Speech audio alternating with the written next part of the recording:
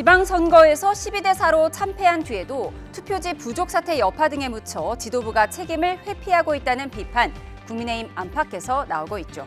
어제 뽑힌 새 원내대표가 참석한 오늘 첫 최고위원회의에서도 설전이 오갔습니다.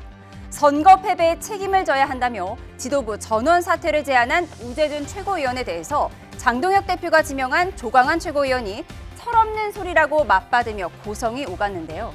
이를 지켜본 장동혁 대표, 지도부의 선택을 요구하려면 투표지 부족 사태 해결책부터 찾아야 한다며 사퇴 요구를 일축했습니다. 오늘 한 여론조사에서 이번 선거 최대 승자는 서울을 수성한 국민의힘이지만 최대 패자는 장동혁 대표라는 이런 조사 결과가 나왔습니다. 관련 영상 보고 대담 시작합니다.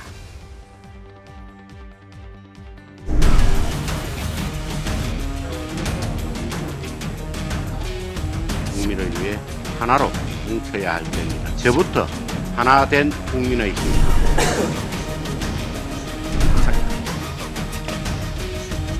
12대 4라는 광역단체장 선거의 결과가 패배라고 볼 수도 있고, 저는 우리 지도부에 정식으로 제안합니다. 우리 모두 사퇴했으면 좋겠습니다. 역시 철없는 소리를 공개적으로 하는 것은 정치적으로 굉장히 미숙한 것 같습니다.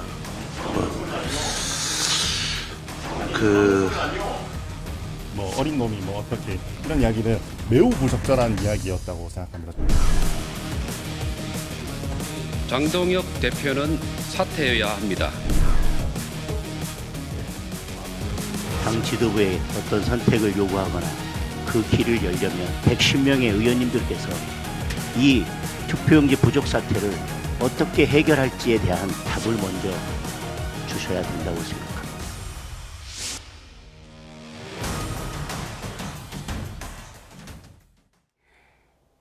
네, 오늘의 정치온 한민수 민주당 의원, 권영진 국민의힘 의원 두 분과 함께합니다. 어서 오십시오. 안녕하십니까. 네, 원내대표 선출 하루 만에 최고위에서 설전이 벌어졌습니다. 국민의힘 우재준 최고위원이 선거에 책임지고 지도부가 총사퇴하자고 했지만 나머지 지도부는 전혀 그럴 생각이 없는 것 같습니다. 아니 선거에 완전 대패했잖아요. 저희들이 갖고 있던 광역단체장 숫자가 12대 5였습니다. 완전히 바뀌어서 내성만 건졌습니다. 전에 완패죠, 완패. 이렇게 패배했으면은 지도부가 결국은 패배 원인을 반추해 보면은 잘못된 노선과 그리고 리더십, 그리고 선거 앞두고 그 지게짝대기라도 이렇게 같이 하고 포용하고 더 셈 해야 되는데 뺄셈 하고, 그리고 선거 전략도 잘못된 이 총체적 실패인데, 그러면은 그동안 상식적인 지도부였으면은 6월 4일 날 바로 패배의 책임을 인정하고 국민들께 죄송하다 그러고, 우리 국민의힘이 새로운 길을 가기 위해서 우리가 자리를 비키겠습니다 라고 하는 게 도리예요. 도리인데 지금 일주일 만에 그나마 저 우재준 최고위원이라도 청년 최고위원인데 본인이 우리 다 사퇴하자 이렇게 성찰하고 반성하고 책임지려고 하는 모습은 저는 그래도 염치 있는 지도부가 한 사람이 있구나라는 건데요. 조광한 의원 같은 경우가 저 얘기를 듣고 철없다 얘기, 아주 무례한 얘기입니다. 조광한 최고위원은 선출직이 아니에요. 임명직 최고위원이에요. 근데 우재준 최고위원은 선출직 최고위원의 청년 최고위원으로, 그 최고위원이 선거에 책임을 지고 우리 지도부가 다 함께 사퇴하는 게 좋겠다라고 제안을 하는데 그걸 철없는 소리라고 얘기한다? 굉장히 무례한, 정치적으로 굉장히 무례한 분이다 이런 생각이 들고요. 그리고 지금 이 정도 졌으면은 저는 상식적이면은 물러나는 게 맞다고 봅니다. 근데 이제 서울시장 선거를 이겼던 것하고 보궐선거를 가지고 얘기를 한다. 이거는 졌지만은 잘 싸운 거다, 선전한 거다, 물러날 이유가 없다라고 얘기를 하는데, 오세훈 서울시장이 당선된 거는 장동혁 지도부가 계속 연장해야 된다는 그런 근거가 아니라 장동혁 지도부가 물러나야 된다는 이유예요. 그렇잖아요. 지금 오세훈 시장이 그동안 얼마나 선거 전에 2번이나 지금 그 경선 후보 등록을 연장해 가면서, 그러면서 장 대표가 결단해달라, 안 되면은 물러나지 못하겠다면은 혁신선대위라도 구성해달라 이랬는데 그거 하지 않고 그냥 갔잖아요.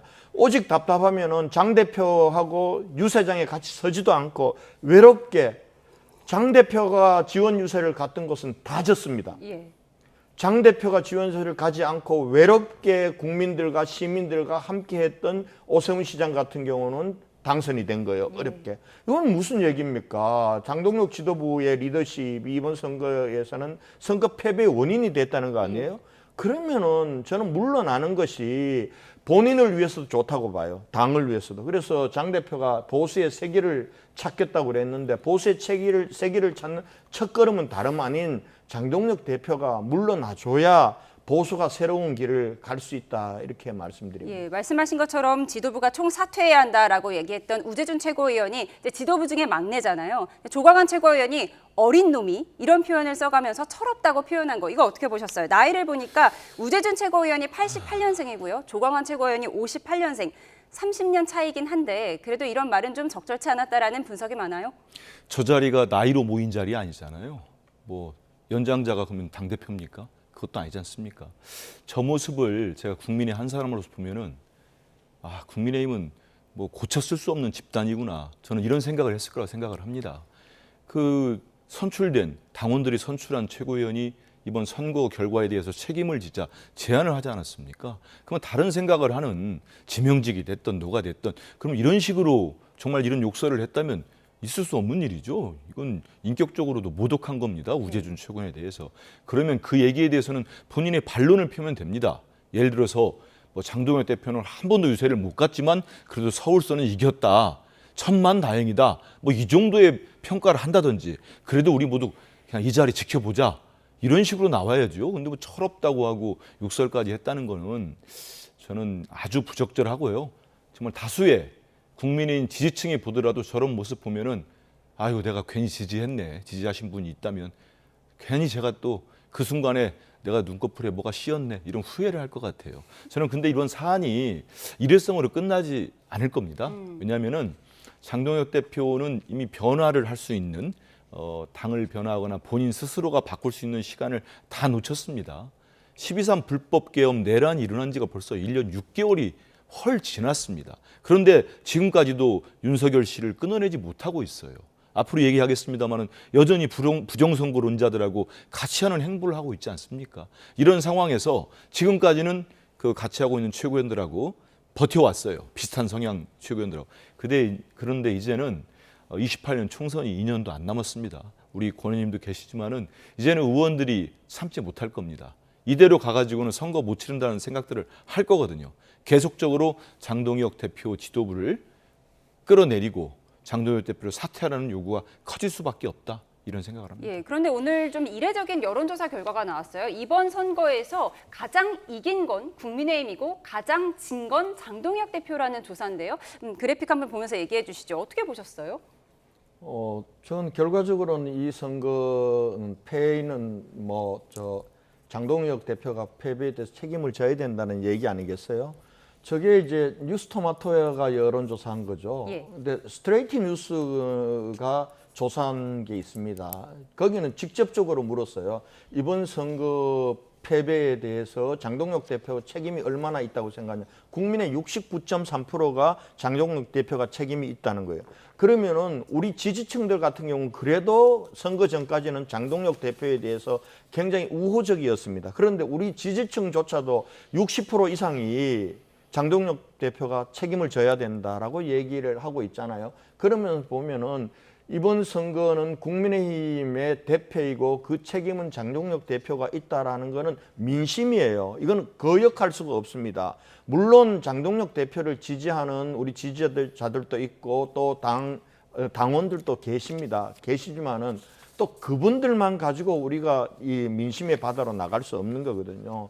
이제 남은 시간 내년 8월까지 장 대표 임기인데 이걸 다 채우게 되면은 우재준 최고위원이 그런 면에서 아마 걱정들을 많이 담은 것 같아요.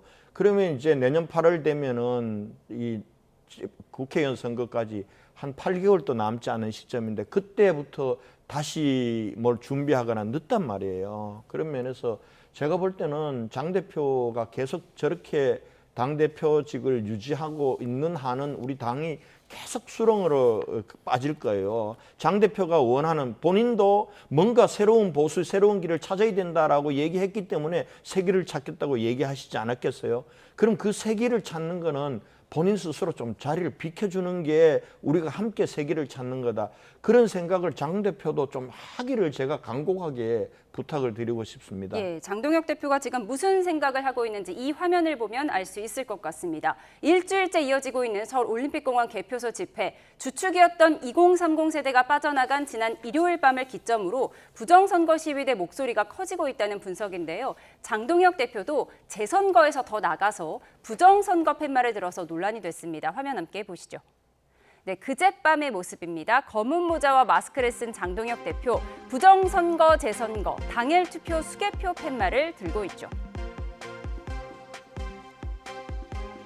도화지에 무화라고 썼던 그 사실관계는 바뀌지 않습니다. 용어가 중요합니까? 도화지에 뭐라고 쓰여 있는 것이 중요합니까? 이렇게 용어가 중요하지 않다고는 했지만 논란을 의식했는지 어젯밤에는 하얀 옷에 태극기만 들고 있는 모습이 포착됐습니다. 보수 재건의 걸림돌로 작용해온 것이 장동혁 대표입니다. 이제 물러날 때를 알아야 한다. 장 대표는 지금 논리가 선관위 투표용지 부실 사태 당력이나 국회의 역할이 집중돼야 한다. 그분이 없으면 더 집중될 수 있을 거예요. 옳다구나 하고 거기에 올라타서 음모론까지 결합해서 자기 연명의 길로 쓰는 것은 시민들에게 도리가 아니다라고 저는 생각합니다. 그거는 황교안의 길이죠. 이미 지난 12월 3일 이전부터 장동혁 대표가 윤석열 대통령을 못 놓는 모습들을 반복적으로 보여주면서 이미 리더십이 상실했다고 생각하고 사퇴해야 된다고 생각합니다. 네, 장동혁 대표는 사퇴 압박 질문을 받을 때마다 지금 이 투표지 문제 해결하는 게 더 중요하다 이렇게 답을 해왔는데요. 오늘 한동훈 의원이 장 대표가 없으면 이 선관위 문제 더 잘 해결할 수 있다 이렇게 답을 했더라고요. 좀 전에 그런 말을 했고 우리 화면에도 나왔는데 그러면 110명의 의원들이 투표용지 부족 사태를 해결할 때까지는 안 물러나겠다. 그럼 언제 물러납니까? 저는 지금 이번에 국민 참정권 훼손을 입었잖아요. 여기에 대한 근본적인 대책이 필요합니다. 오늘 저희들이 여야 모두가 합의해서 국회에서 국정조사에 대한 보고를 했어요. 그러면 빠르면 다음 주에 채택이 될 겁니다. 의결을 하고 그 다음부터는 국정조사가 빠르게 시작될 겁니다. 그리고 지금 대통령님 지시로 검경합동수사본부가 대대적인 압수수색도 들어갔지 않습니까? 근데 지금 국민의힘도 그렇고 우리 당도 그렇고 특검이 필요하면은 특검도 하자겠다는 얘기입니다. 그러면 선관위가 정말 근본적인 해체 수준의 개혁을 하기 위해서는 이게 단시간 내에 끝나는 문제가 아닙니다. 그리고 또 조건을 붙였어요. 110명이 똑같은 마음을 모아라. 그러면 장동혁 따르는 같이 하는 의원들 몇 명은 될 겁니다. 그러면 의견이 안 모이는 거예요. 물러나지 않겠다는 겁니다. 저는 저 팻말 든 거 모습 보고 정말 깜짝 놀랐어요. 충격받았습니다. 명색이 제1야당 대표가 저 자리에 가서 또 저기에 모이신 우리 국민들, 특히 이번에 참정권 훼손으로 분노하고 있는 젊은 층들 많지 않습니까? 그분들을 또 악용하는 겁니다. 들 팻말이 있는 거죠. 부정선거, 재선거입니다. 부정선거를 주장한다는 것은 이건 투표용지 부족 사태에 대한 선관위의 부실 문제, 이 부분은 여야가 어떨 수 있겠습니까? 대통령님도 말씀하셨고 우리 당도 얘기했고 이거는 용서할 수 없는 일입니다. 근본적인 해결책을 찾아야 됩니다. 책임 있는 사람들은 엄중하게 책임을 물어야 돼요. 그 문제와 부정선거하고 이게 통합니까? 명백하게 부정선거 아니잖아요. 앵커 말씀하신 것처럼 지금 잠실에 있는 집회 현장이 변질되고 있는 거 아닙니까? 경찰관들을 조롱하고 우리 어린 핸드볼 선수들 짐 검사를 하고 자기들이 어떻게 짐 검사를 합니까? 소지품 검사를. 그건 불법적인 거예요. 그런 일이 벌어지고 이제는 성조기가 등장하고 그럼 변질되고 있는 겁니다. 그런데 거기에다가 제1야당 대표가 지 팻말을 들고 가 있는 겁니다. 저건 본인 하나의 정치적 목적, 당대표 자리 보전용 집회를 하는 겁니다. 본인이. 그래서 부정선거 그렇고요. 그것도 말씀드리고 재선거 말이죠. 재선거 정말 그렇게 요구하려면 전면적인 재선거 하자면서요. 그러면 많은 기초단체장까지는 제가 말 안 하겠어요. 지금 4곳을 이겼어요. 우리 민주당이 12곳을 이겼고 4곳이 서울, 대구, 경북, 경남입니다. 그러면 당장 오세훈 시장부터 당선 포기 선언시키십시오. 그래야 진정성 있는 거 아닙니까? 본인이 국민의힘 당대표라면서요. 자리는 놓지 않겠다는 얘기 아닙니까? 그러면 오세훈 시장부터 불러가지고 당신 당선 포기 선언하시오. 나는 재선거를 실시해야 되겠습니다. 기자분들이 묻습니다. 어떻게 실행할 겁니까? 말꼬리만 돌리고 있는 거예요.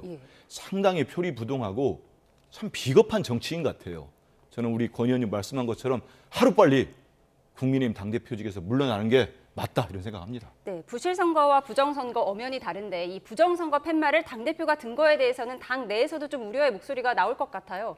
우리 당 내에서도 저기에 동의하는 의원들은 거의 없을 거예요. 거의 없을 텐데 지금 이제 투표 용지가 부족해서 투표 못하는 국민이 생겼다. 이거는 참정권의 국민의 기본권의 참정권에 엄청난 침해, 있을 수 없는 일이에요. 이 부분들은 국회가 이건 마무리해줘야 되는 겁니다. 철저하게 진상규명을 하고 국정조사와 특검을 통해서 그리고 책임이 있는 사람들은 엄벌해야죠. 그리고 난 이후에는 선거 관리 시스템과 선거 제도의 근본적인 혁신을 필요합니다. 이번 기회에 제가 보건대는 선관위는 거의 해체 수준의 개혁을 해야 될 거예요. 이거는 우리 국회가 그걸 하는 곳이에요. 그런데 당대표가 청년들이 저렇게 순수한 마음으로 저렇게 참정권 침해에 대해서 항의하고 그렇게 하는 집회에 나가서 저걸 부정선거로 몰고 가면서 재선거를 요구한다? 여기에 동의할 수 있는 국민들 우리 당의 이 국회의원들이 몇 명이 될까? 거의 없어요. 근데 저렇게 하시는 걸 보면서 나는 깜짝 놀랐어요. 사실은 나는 한교안이다라고 선언하는 거나 마찬가지예요. 이번에 한교안 전 대표, 지금 자유와혁신 대표가 평택을에 출마해서 얻은 표가 6.9% 얻었습니다. 국민들의 6.9%밖에 그 부정선거 주장에 동의하지 않는 거예요. 그런데 저걸 지금 투표용지 부족 사태를 부정선거로 몰아간다? 결국은 그러니까 민주당에서 이렇게 역공하는 거 아닙니까? 오세훈 시장부터 그 재선거 당선된 거 그냥 반납해라. 아니 국민의 참정권 행사하는 게 이게 장난 같은 겁니까? 재선거를 하더라도 헌법과 법률에 따라서 재선거 요건이 될 때 하는 겁니다. 그런데 정치적으로 주장으로 그럼 앞으로 선거하다가 좀 자기들이 이의가 있다, 부정선거라고 주장하는 사건이 생겼다 이러면 전부 다 재선거 주장할 겁니까? 이러면 국민의 주권행위인 우리 국가의 헌정질서가 어떻게 되겠어요? 그것까지 생각하면서 저 장 대표가 저렇게 해야 될 텐데 그래서 지금 장동혁 대표가 지금 대표로 계속 있는 게 우리 당으로서는 굉장히 치명적이고 위험하다는 거예요. 저는 국회의원 한 사람으로서 가서 저렇게 할 수 있다고 봐요. 장동혁 국회의원으로 가셔서 들고 팻말 들고 하시라는 거예요. 그러나 당대표는 적어도 저러면 안 돼요. 적어도 우리 당내의 의원들과 같이 총의를 모으고 정말 어디까지가 정말 이 부정선거 영역으로 볼 수 있는지 재선거를 해야 될 영역은 어디까지는 재선거를 해야 되는지 그건 당락에 문제가 있을 때 재선거 하는 거 아니에요? 이걸 진상규명을 한 이후에 저 주장을 해야 되지 그 주장도 없이 계속 저렇게 집회 나가고 이 주장을 하니 일각에서는 자기가 선거 패배의 책임을 모면하기 위해서 저를 이용하고 있다, 악용하고 있다. 그러면서 우리 당을 더 수렁으로 빠뜨리고 있다. 이런 비판을 받게 되는데 저거 그만두셔야 됩니다. 이렇게 말씀하신 것처럼 당대표에 대한 비판이 거세질수록 또 새 원내대표의 역할이 중요할 텐데 어제 이제 과거 친윤으로 분리됐던 정점식 의원이 원내대표가 됐잖아요. 그래서 사실 정점식 의원이 원내대표가 되면 한동훈 의원 복당은 더 어려워지고 장동혁 대표 사퇴는 더 어려워질 것이다. 이런 분석이 많았는데 그럼 어떻게 보세요? 오늘 한동훈 의원은 또 정점식 대표에게 원내대표에게 축하난은 보냈더라고요. 아니 정점식 의원 원내대표 개인으로 보면은 굉장히 합리적인 분이에요. 굉장히 또 온건한 노선이고 다만 이분이 대통령하고 연수원 동기입니다. 동기이고 그래서 그동안 이제 친윤이라고 평가되고 또 현재 선거를 치르는 동안 정책위 의장을 맡고 있으니까 이건 당권파다. 이게 선거에 어떻게 보면은 책임이 있는 분이 다시 더 큰 자리에 있는 원내대표를 맡겠다고 나서는 게 맞느냐 그런 면에서는 아쉬움이 있어요. 그래서 저 개인적으로도 이번에는 좀 점식 의원은 안 나왔으면 좋겠다. 다음에 내가 나오는 거는 몰라도 이번에는 아닌 것 같다 이렇게 생각했는데 우리 당의 의원들 다수가 저렇게 선택한 걸 어떻게 합니까? 그런데 정점식 의원도 이번에 이제 당대표의 책임 문제와 관련해서 우리 초재선 의원들 간담회나 또 정견 발표할 때 분명하게 말씀드린 것은 책임이 있다. 책임이 있다. 그러나 그 책임을 묻는 거는 과격한 절차가 아니라 좀 퇴로를 여는 쪽으로 가야 되겠다라고 얘기했기 때문에 저는 뭐 장동혁 대표의 퇴진 문제도 오히려 정점식 원내대표가 본인이 의원들의 총의를 모아서 해결해 놓는 방향으로 가는 것이 당의 갈등과 분란으로 가지 않고 하는 거겠다 이렇게 보고요. 물론 변화라는 측면에선 정점식 원내대표가 아쉬움은 있어요. 그런데 내용을 놓고 보면은 우리 당의 변화를 갈망하는 의원들의 숫자가 계속 늘어나고 있습니다. 사실은 윤석열 정부 이후에 4번의 원내대표 선거가 있었는데 앞에 3번은요. 권성동 원내대표가 처음 될 때는 81표, 그리고 두 번째 될 때는 72표, 그리고 송원석 원내대표가 될 때는 60표로 그냥 결선 투표 없이 1차에서 끝났어요.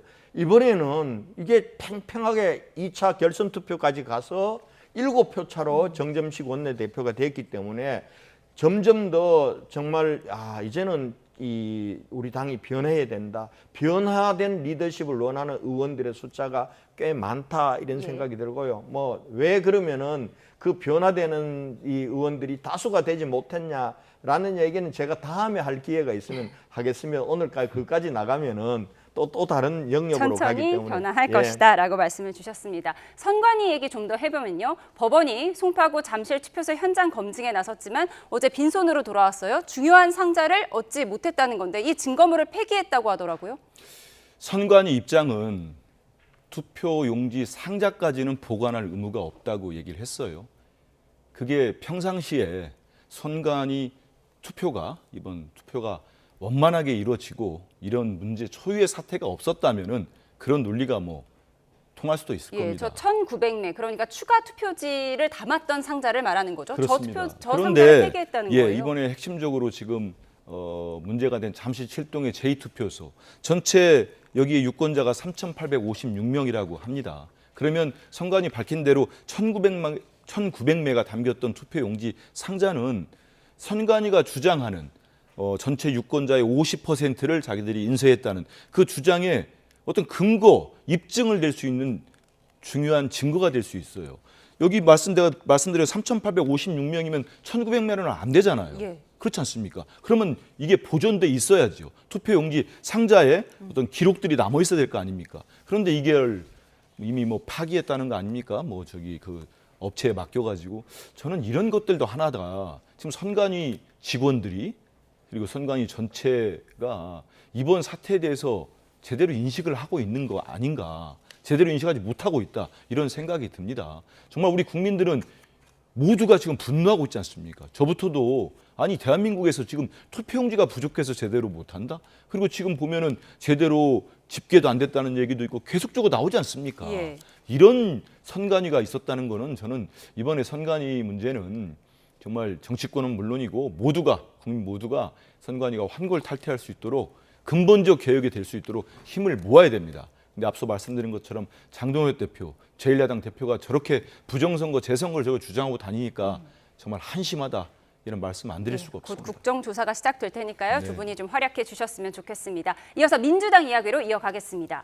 국민은 영원하고 정권은 짧다. 정청래 대표의 이 말을 두고 정치권에서 여러 해석이 나오고 있는데요.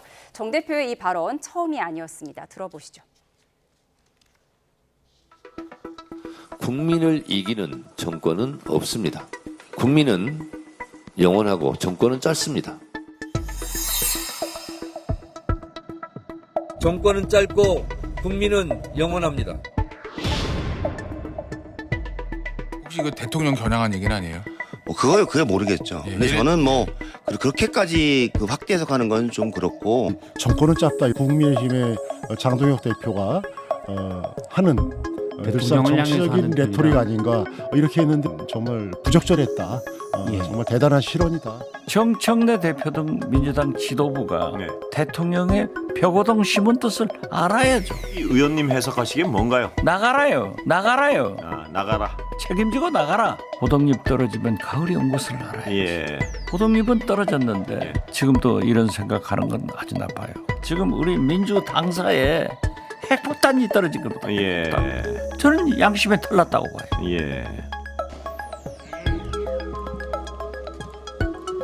이재명 대통령님의 어록 이재명 대통령 이재명 정부를 이재명 대통령님을 저희가 이재명 대통령 대한민국은 이재명 대통령 보유국이라 이재명 정부, 이재명 정부가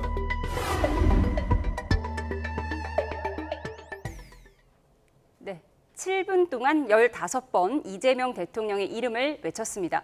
그런데 어제 이 국민은 영원하고 정권은 짧다 이 말을 두고 정청래 대표가 마이웨이를 걷는 것이냐 여러 해석이 분분했는데 가장 가까운 데서 행보하시기 때문에 속마음을 알 것 같아요. 왜 했을까요? 그거 아니고요. 좀 전에 영상에 나왔던 김영진 의원이 궁금했는지 오늘 당대표실에 몇 명의 의원들이 오늘 본회의 끝나고요. 티타임 할 때 오셔서 직접 묻더라고요. 그 뭐지? 그 뭔 얘기입니까? 그러니까 당대표가 알잖아. 김 의원 다 평소에 자주 쓰는 얘기잖아. 이게 어제 말씀드린 것처럼 예를 들어서 모두 발언에 본인이 준비한 발언에 들었다면 무슨 뭐 정치적 의미가 있는 거 아닌가라는 해석이 뭐 가능할 수도 있습니다. 하지만 이건 끝날 때 본인이 즐겨 쓰는 얘기인데 추가 발언으로 뭐 준비되지 않은 얘기를 하시면서 나온 얘기인데요. 정 대표가 자주 쓰는 말들이 있습니다. 가령 헌법 1조 2항 같은 걸 씁니다. 대한민국 주권은 국민에게 있다. 네. 모든 권력은 국민으로부터 나온다. 정말 애국가 1절을 우리가 읊조리듯이 쭉 말씀을 많이 합니다. 그리고 이날 추가 발언 때 저도 찾아봤습니다. 네. 제가 그 발언 때는 다른 데 있어가지고 왜 이런 발언 하셨지 하고 찾아보니까 주요 얘기는 쭉 흐름을 맥락을 보면은 민심이 천심이다. 국민이 하늘이다. 국민 뜻에 맞는 정치를 해야 된다. 이런 말씀을 쭉 했거든요. 그래서 그런 일맥상통하게 본다면은 이게 무슨 집권 1년차 맞고 지금 당대표 한 10개월, 11개월 하는 동안에 이재명 정부의 성공을 위해서 우리 이재명 대통령님과 함께 정말 제대로 보좌하기 위해서 당정청 원팀을 위해서 그렇게 애를 쓴 분이 무슨 저렇게 정치적 해석할 수 있는 얘기를 왜 하겠습니까? 선거 직후에, 선거 이후에. 그래서 그거는 좀 과도하고 제가 말씀드리는 것처럼 그냥 평소 쓰던 말이 쑥 나왔는데 네. 이게 지금 다른 해석을 하는 분들이 좀 있는데 정확히 그런 의도는 전혀 없다. 이런 말씀드리겠습니다. 국민은 영원하고 정권은 짧다. 옳은 말이긴 한데 이것이 사실 윤석열 전 대통령 탄핵 때에도 정청래 대표가 썼던 말이기 때문에 정치권 해석이 좀 분분한 것 같아요. 내가 저걸 보면서 집권 여당 대표의 순환사는 반복되는가 이런 생각이 들어요. 그러면서 야 권력은 절대 반개로 가지 않는구나, 직개로 가는구나 이 생각을 드는 거예요. 좀 무서워요. 사실은 선거 냉정하게 놓고 보면 민주당 대승이죠. 대승이잖아요. 5개밖에 없던 광역단체장을 12개로 늘렸단 말이에요. 근데 이걸 정청래 대표한테 책임을 묻는다? 그리고 사퇴하라고 얘기한다? 제가 볼 때 말이 안 되는 거예요. 전북지사 공천 무리한 거 있었어요. 그런데 결과적으로는 정청래 대표가 했던 사람 이겼잖아요. 서울시장 증거 정청래 잘못으로 몬다? 정원호 누가 픽했죠? 대통령이 픽한 거 아닙니까? 오세훈 시장이 이긴 거는 결국은 정원호, 오세훈의 인물 대결에서 이긴 거에다가 그리고 한강벨트의 부동산 정책 때문에 민주당이 진 거예요.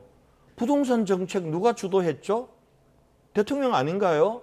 그런데 이 책임을 정청래한테 물어서 지금 불출마하게 만들고 그리고는 취임 1주년 기자회견장에다가 다음에 당대표 나가려고 하는 총리를 극찬하고 다른 역할을 하라 그러고 그리고 그 다음날 해외 순방하는데 계속 나오던 당대표는 나오지 마라 그러고 총리를 옆에 붙이고 너무 심한 거 아니에요? 제가 볼 때는 나는 이런 생각이 들어요. 2022년 선거에 지방선거에서 대승을 한 이준석 대표를 모질게 쫓아냈던 윤석열 정부가 어떻게 됐는가? 윤석열 대통령이 어떻게 됐는가?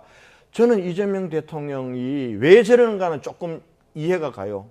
결과적으로는 저게 자기의 이 5가지 재판 문제하고 연관이 돼 있을 겁니다. 그걸 지켜줄 사람은 정청래 대표로는 못 지킨다고 보기 때문에 지금 김민석이나 하여튼 친명 직계로 당대표 체제를 앉혀야 된다. 이렇게 생각하시는 것 같은데 제가 볼 땐 그 생각하시면은 이재명 정권의 앞날도 어둡다. 저는 그렇게 생각이 됩니다. 예, 말씀하신 이재명 대통령이 외신과 인터뷰를 했습니다. 유럽 순방 중인 이재명 대통령이 영국 외신과 인터뷰에서 본인이 악순환의 희생양이 될 수 있다는 취지의 언급을 해서 관심을 받고 있는데요. 화면 함께 보시죠.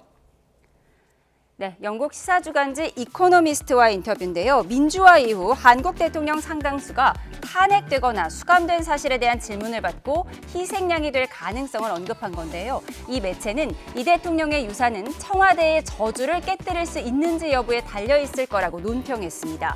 이에 대해 국민의힘은 피해자 코스프레도 정도껏하라고 비판했는데 민주당 송영길 의원은 이 대통령 인터뷰를 읽으면서 분열이 남긴 상처가 얼마나 큰지 정신이 번쩍 들었다고 글을 남겼습니다. 네, 대통령이 순방 중에 외신과 인터뷰를 한 건데 나도 희생양이 될 수 있다 이런 내용의 말을 했습니다. 어떻게 해석하십니까? 예, 일단 그 앞서서 우리 권 의원님께서 말씀하신 것 중에 저는 국민들에 의해서 탄핵이 된 윤석열 전 대통령과 국민들께서 만들어주신 우리 이재명 대통령님을 연장선에 비교하는 것은 매우 부적절하다 이런 말씀을 드리고요. 이 말씀은 이제 막 순방 가시기 전에 인터뷰를 하신 것 같습니다. 근데 좀 전에 우리가 화면에 본 것처럼 이재명 대통령님이 대통령이 되기까지 정말로 윤석열 정치검찰에서 수많은 탄압이 있었습니다. 그건 우리 이 앵커도 동의하실 겁니다. 정말 일부 언론에 보수 언론에 어떤 팬이 있었고 이재명 죽이려고 했었지요. 그리고 윤석열 정치검찰이 검찰권을 남용해서 조작 기소를 통해서 죽이려고 했었습니다. 그리고 실제로 또 테러범이 나와가지고 실제 칼로 해하려고 하지 않았습니까? 그리고 그것도 안 되니까 24년도 12월 3일에는 계엄군을 동원해서 계엄군의 총칼로 이재명 당시 대표를 제거하려고 했던 겁니다. 이건 우리 국민들이 다 압니다. 그걸 다 이겨내고 지금 국민 주권 정부를 이뤄낸 겁니다. 우리 이재명 대통령님이. 그런 상황에서 앞서 나온 것처럼 저희가 국정조사, 국회 국정조사를 통해서 전 정권의 검찰이 어떤 식의 사건을 만들어내고 정말 기소를 해서 지금도 괴롭히고 있는 거 아닙니까? 한 것이 낱낱이 드러난 겁니다. 그런 차원에서 아마 외신 기자회견에서 나 또한 희생양 이런 말씀을 하신 것 같고요. 우리 국민들이 다 기억합니다. 저는 지금도 그 사건을 떠올리면은 몸서리가 쳐지는데 우리 노무현 대통령님이 어떻게 비극적인 상을 마감하셨습니까? 비극적으로. 이명박 정권이 정치보복한 거는 보수 진보를 다 떠나서 인정합니다. 결국은 전임 대통령을 그렇게 보낸 거 아닙니까? 이명박 정권이 본인들 살기 위해서 검찰권을 동원해가지고 저는 그런 점에서는 보수 대통령들이야 본인들 비리나 국민들에 의해서 국정농단으로 탄핵되고 또 계엄을 일으켜서 지금 감옥에 가 있고 하지만 정말 전임 윤석열 정치검찰 때 있었던 이런 부분들은 저는 바로 잡혀야 된다. 이런 생각하고 있습니다. 예, 나도 희생양이 될 수 있다라는 대통령의 외신 인터뷰를 좀 보여드렸는데 오늘 나온 국정 지지율을 좀 보도록 하겠습니다. 이재명 대통령에 대한 여론조사 결과 지지율이 9%포인트 지난주보다 떨어진 조사 결과가 나왔는데요. 어제도 유사한 조사 결과가 나와서 이재명 대통령이 국민께 사과한다는 메시지를 내기도 했거든요. 상당히 이례적이잖아요. 왜 저렇게 될까? 그리고 이번 선거에서 그나마 서울에서 오세훈 시장이 극적으로 이길 수 있었던 것, 왜 그랬을까? 저는 이재명 대통령이 한번 생각해 봐야 된다고 봐요. 본인을 이제 전직 대통령이 비교하면서 자기도 저렇게 속재앙이 될 수 있다. 그 이재명 대통령의 내면에 들어가면 엄청난 두려움이 있습니다. 자기가 대통령 마치고 나가면은 자기 다시 재판을 받아야 되고 자기가 재판을 받으면은 어떻게 될지에 대한 두려움이 있는 거예요. 본인이 죄가 없다고 한다면 두려워할 일이 없잖아요. 그런데 지금 공소취소 특검법까지 발의하고 저걸 밀어붙이겠다라는 게 저는 내가 희생양이 될 수도 있다라고 얘기하는 거라고 봅니다. 그리고 바로 검찰에서는 미래유연행가를 만들고 이렇게 나가잖아요. 그런데 그렇게 가면 갈수록 이재명 대통령 지지율은 떨어질 겁니다. 이번 선거에서 지금 야당이 그나마도 저렇게 내 곳이라도 이렇게 건질 수 있었던 배경에는 공소취소 특검법을 무리하게 추진한 그것하고 부동산 정책에 대해서 민심하고는 다르게 계속 밀고 나가려고 했던 이 두 가지거든요. 근데 이게 선거가 결과가 저렇게 나왔는데도 지금 나는 희생양이다. 그 얘기는 그 메시지는 내가 희생양이니까 내가 나중에 끝나고 나서 희생양이 되지 않도록 내 죄를 빨리 내 임기 중에 지워달라고 민주당에 던지는 거 아니겠어요? 검찰에게 얘기하는 거 아니겠어요? 저는 저거요 가면은 국민적 저항에 엄청나게 부딪힐 겁니다. 대한민국 헌법 제11조 모든 국민은 법 앞에 평등하다. 대통령도 죄를 지은 게 의혹이 생기면은 재판 받아야 되는 거예요. 대통령 임기 동안은 열심히 국정을 잘 보살펴 달라는 입장에서 중단했다고 칩시다. 물러나면은 재판 받아야 되죠, 당당하게. 그렇게 해서 죄가 없으면 죄가 없는 걸로 가야지. 어떻게 대통령에게 준 국민의 위임한 그 권력을 가지고 자기에게 재판 받아야 될 그 죄를 다 지우는데, 저는요 이거는 국민들이 도저히 용서 안 할 거예요. 그렇게 가면 갈수록 이 정권의 국정 지지도는 더 떨어질 겁니다. 저는 한민수 이 의원이나 민주당 의원들도 그걸 잘 아셔야 될 거라고 봐요. 예, 반론을 짧게 듣고 마치도록 하겠습니다. 그럼 검찰에서는 미래위원회를 발족해서 그럼 이 대통령 사건을 한 번 더 다시 들여다보겠다 이런 의미인 거죠? 저 이제 권 의원님 말씀 중에 근본적으로 저와 인식이 다른 부분이 있습니다. 왜냐하면 뭐 있는 죄를 없애겠다 그런 게 아닙니다.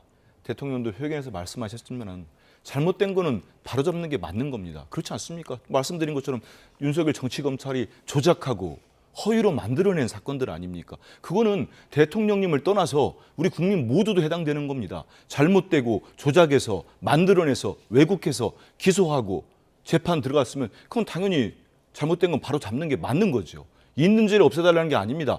만들어낸 죄는 없애야 되는 거 아닙니까? 잘못된 조작, 기소 이런 부분 바로 잡혀야 된다. 이런 말씀을 드리는 겁니다. 예, 대통령 재판에 대한 대통령의 외신 이거는 인터뷰. 예. 만약 그게 조작이고 기소면은 그걸 바로 잡는 건 어디서 잡느냐?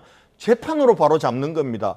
권력이 그걸 또 다른 권력을 동원해서 이거 조작이라고 결론 내리면은 국민들이 안 믿는 거예요. 그래서 재판으로 가서 해결하면 되는 거예요. 근데 이걸 권력을 동원해서 죄를 지우겠다고 하니 이거 죄 있는 죄를 지우려고 아니냐라는 국민적 의심과 저항이 생기는 겁니다. 그 부분들은 저는 여당이 유념해야 될 거라고 봐요. 예, 두 분의 권력 상반된 동원이 입장. 아니고요. 짧게서도 권력 동원이 아니고 국회 국정조사를 통해서 명백하게 밝혀진 사실들이 있습니다. 그래서 중립적인 이재명 정부의 검찰이나 경찰이 아닌 특검을 통해서 밝히자는 겁니다. 밝힌 거에 따라서 잘못된 건 바로잡는 게 당연한 거 아닙니까? 대한민국에서. 그 얘기를 드리는 겁니다. 네, 두 분의 상반된 입장 충분히 들어봤고요. 시청자 여러분이 판단하실 것 같습니다. 지금까지 한민수 민주당 의원, 권영진 국민의힘 의원 두 분과 함께했습니다. 고맙습니다. 감사합니다.